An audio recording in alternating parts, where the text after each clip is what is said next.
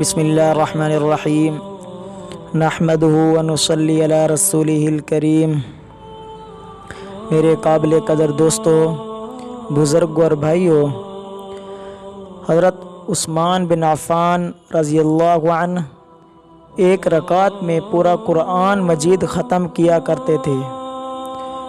ان لوگوں کی قرآن سے نسبت تھی اور راتوں کو جاگنے کی لذت انہی کو آتی ہے جن کو خدا کی قسم آخرت کی فکر ہوتی ہے، جن کو پتہ ہے ہم نے مرنا ہے، سونے کے لیے قبر میں بڑی رات آنے والی ہے جہاں پھر کوئی اٹھانے والا نہیں ہے۔